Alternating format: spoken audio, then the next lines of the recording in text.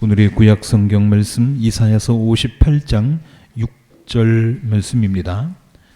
내가 기뻐하는 금식은 붕닥한 결박을 풀어주는 것, 멍에의 줄을 끌어주는 것, 압체받는 사람을 놓아주는 것, 모든 멍에를 꺾어버리는 것, 바로 이런 것들이 아니냐? 아멘.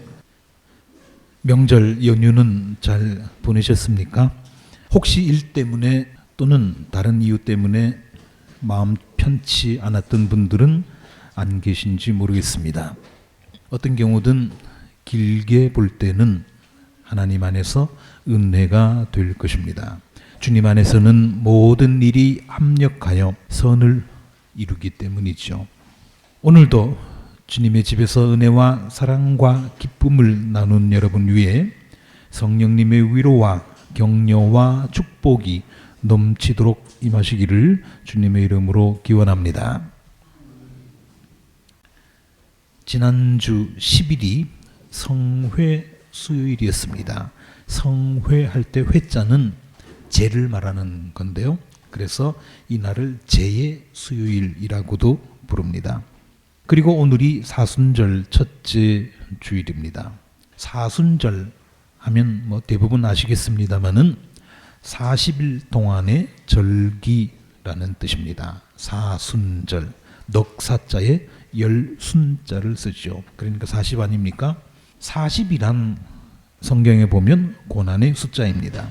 예전 모세 시절에 히브리 백성이 광야에서 40년을 보냈습니다. 이집트에서 400년을 노예살이로 지내다가 해방이 되어서 광야로 나왔고 광야에서 40년을 보냈습니다.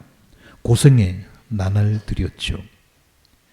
그리고 예수님은 공생애를 시작하시기 전에 광야에서 40일 동안 금식을 하셨습니다. 대단하죠. 사람이 사는데 먹는 것이 얼마나 중요합니까? 40일씩이나 곡기를 끊었다고 하는 것은 목숨의 한계 상황까지 갔다가 왔다는 말입니다. 그 정도의 극한 경험을 했으니 세상에서 무엇이 무섭겠습니까? 아마도 그 힘으로 예수님은 3년 동안의 공생애를 이겨내셨을 겁니다. 지금 우리가 지키는 사순절은 예수님의 십자가의 고난을 기억하자는 뜻에서 지키는 절기입니다. 이게 어떻게 계산되는가 하면 부활주일부터 시작을 해서 주일을 빼고, 왜냐하면 주일은 하나님의 날이기 때문에 빼고 거꾸로 40일을 셉니다. 그 날이 원래는 2월 10일이었습니다. 그래서 그때부터 사순절이 시작되는 거죠. 사순절은 해마다 달라지는데요. 그것은 왜 그런가 하면 부활주일이 고정이 되어 있지 않기 때문입니다. 부활주일은 어떻게 계산을 하는가 하면 그 해 춘분을 기점으로 부활절을 정하는데요. 춘분이 지나고 처음으로 오는 음력 보름, 원래 춘분이 3월 20일입니다. 그리고 춘분이 지나고 처음 오는 음력 15일이 3월 23일이죠. 그 뒤에 오는 첫 번째 주일이 바로 3월 27일인데 그날이 부활주일입니다.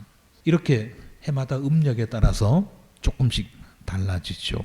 자, 어쨌든 이스라엘 사람들은 자기네들의 삶에서 참담한 일이 생길 때, 참 어려운 일이 생길 때 금식을 하는 전통이 있었습니다. 역사적으로 불행한 일이 생겼을 때는 집단으로 민족적으로 금식을 하기도 했습니다.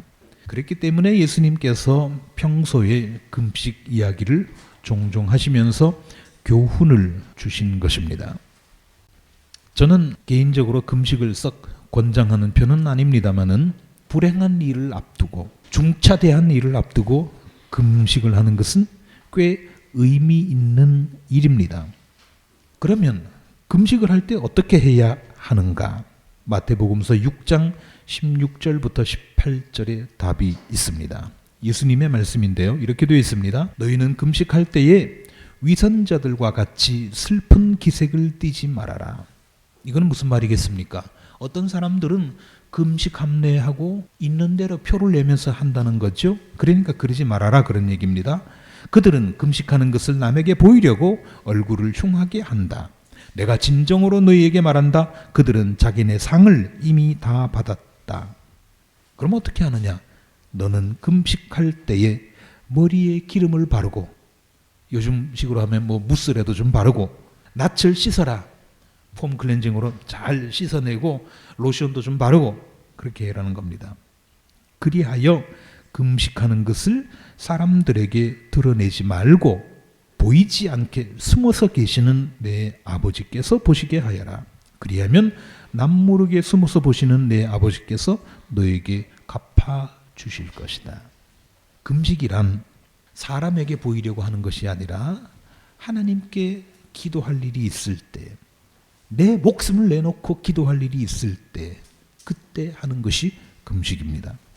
남 앞에서는 표시 안 나게, 하는지 안 하는지 모르게 혼자서 괴로움을 감내하는 것, 이것이 금식입니다. 그럼에도 불구하고 사람들은 금식한다고 폼을 잡으니까 예언자 이사야는 예수님보다 수백 년 전 사람이지만 이사야는 이렇게 말했습니다. 이사야서 58장 6절 말씀인데요. 하나님께서 가르치시는 금식은 바로 이것이다 하면서 이사야가 하는 말입니다. 내가 기뻐하는 금식은 부당한 결박을 풀어주는 것, 멍에의 줄을 끌어주는 것, 압제받는 사람을 놓아주는 것, 모든 멍에를 꺾어버리는 것, 바로 이런 것들이 아니냐. 금식한다고 생색내지 말고 묶인 사람이나 풀어주라는 말입니다. 잡혀있는 사람이나 해방시켜주라는 말입니다. 7절에는 좀 더 구체적으로 지적이 되어 있습니다. 굶주린 사람에게 너희 먹을거리를 나누어 주어라. 그게 금식이다. 떠도는 불쌍한 사람을 집에 맞아들여라. 그게 금식이다. 헐벗은 사람을 보았을 때 그에게 옷을 입혀 주어라. 그게 금식이다. 그리고 너희 골육을 피하여 숨지 마라. 친척이 좀 도와달라고 찾아올 때에 집이 없다고 해라 하면서 돌려보내지 마라. 그런 얘기입니다. 그것이 올바른 금식이다. 참 충격적인 말씀입니다. 사무엘기상 15장 22절에 보면 사무엘이 사울을 나무라면서 이렇게 말합니다. 주님께서 어느 것을 더 좋아하시겠습니까? 주님의 말씀에 순종하는 것이겠습니까? 아니면 번제나 화목제를 드리는 것이겠습니까? 잘 들으십시오. 순종이 제사보다 낫고 말씀을 따르는 것이 순양의 기름보다 낫습니다. 사울이 뻘짓을 한번 했거든요. 그랬더니 사무엘이 사울에게 심하게 야단을 치는 겁니다. 하나님께서 시키시는 일, 하나님께서 원하시는 일을 하는 것이 올바른 일이지. 그게 순종 아닙니까? 네 마음대로 아무리 좋은 것을 하나님 앞에 바치려고 한들 어떻게 그게 하나님 앞에 영광이 될 수 있겠느냐 하는 겁니다.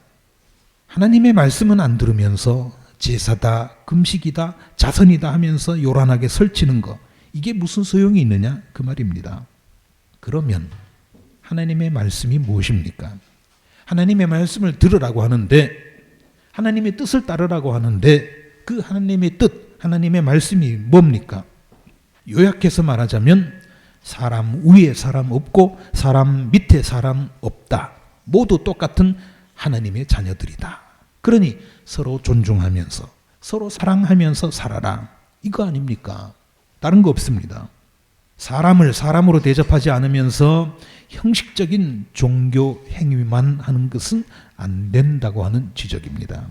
앞서 말씀드린 것처럼 올바른 금식은 억눌린 사람들을 놓아주는 것, 배고픈 사람들을 먹이는 것, 차별 대우받고 있는 사람들을 그 부당한 대우의 굴레에서 빠져나오게 해주는 것, 이것이 진정한 금식입니다. 이렇게 하면 하나님께서 어떻게 해주시겠다고 약속을 하나 해주셨는데요. 그 내용이 이사야서 58장 11절에 나옵니다. 자, 우리가 이렇게 올바른 금식을 하면, 껍데기만 금식이 아니라 진정한 금식을 하면 어떻게 해주시겠는가? 제가 읽어보겠습니다. 주님께서 너를 늘 인도하시고 메마른 곳에서도 너희 영혼을 충족시켜 주시며 너희 뼈마디에 원기를 주실 것이다. 너는 마치 물된 동산처럼 되고 물이 끊어지지 않는 샘처럼 될 것이다. 이렇게 말씀하셨습니다. 다른 말씀도 귀한 복이지만 눈에 번쩍 띄는 대목이 있습니다. 너희 뼈마디에 원기를 주실 것이다. 요즘 관절염 때문에 고생하는 사람들 많죠.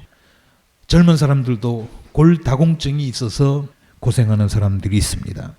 올바른 금식을 하면, 제대로 된 금식을 하면, 제대로 된 신앙생활을 하면, 하나님께서 가르치신 대로 살면 이와 같은 것 걱정하지 않고 살 수 있다고 하는 것입니다. 그리고 개인의 뼈대뿐만 아니라 나라의 뼈대도 강해집니다. 인류학자 진주현 박사라는 분이 이런 책을 냈는데요. 그 책에 보면 뼈에 대해서 이런 얘기를 하고 있습니다. 뼈는 나무 막대기만큼 가벼우면서도 무쇠만큼 단단한 희한하고 놀라운 조직이다. 뼈를 이렇게 들어보면 나무 막대기만큼 가볍습니다. 그러나 그 뼈의 강도라고 하는 것은 희한하고도 놀라운 조직이다. 자, 그 뒤에는요. 인간 다리뼈의 일부를 얼음 조각만하게 잘라서 기계에 올려놓은 뒤에 눌러봤더니 얼마만큼의 무게를 그 위에다 올려놓으면 그 뼈가 부서지겠습니까? 4,000kg의 무게를 가했을 때 비로소 부서지더라 하는 겁니다. 80kg 몸무게가 나가는 사람 50명의 무게가 한꺼번에 눌렀을 때 비로소 그 뼈가 부서지더라. 얼마나 셉니까? 인간의 뼈뿐 아니라 삼계탕 또는 치킨 뼈째 씹어 먹었다는 사람들이 있죠. 그러나 그것은 푹 고거나 튀기니까 가능한 거지 그냥 날닭뼈는 도저히 그거 안 됩니다. 생닭뼈를 씹을 수 있는 사람 세상에 없다고 그럽니다. 그만큼 강한 것이 뼈입니다. 이렇게 강한 뼈가 약해지고 뼈마디에 원기를 잃게 되는 데는 다 이유가 있습니다. 무슨 이유겠습니까? 하나님의 말씀을 안 듣기 때문이죠. 하나님 말씀 안 듣고 사람 무시하면 이렇게 된다는 겁니다. 그리고 가난한 사람들을 그냥 놔두면 나라의 뼈대가 약해집니다. 이거 해결하지 않으면 나라도 망합니다. 하나님 나라 운동에 더 열심을 내므로써 이 나라의 뼈대가 제대로 설 수 있어야 되겠습니다. 우리가 가만히 그냥 내팽개쳐 놔두면 사회든 이 나라든 뼈가 무너져서 곧 망하고 말지도 모르기 때문입니다. 저와 여러분이 뼈 때문에 고생하지 않게 뼈마디에 원기를 얻을 수 있기를 주님의 이름으로 기원합니다.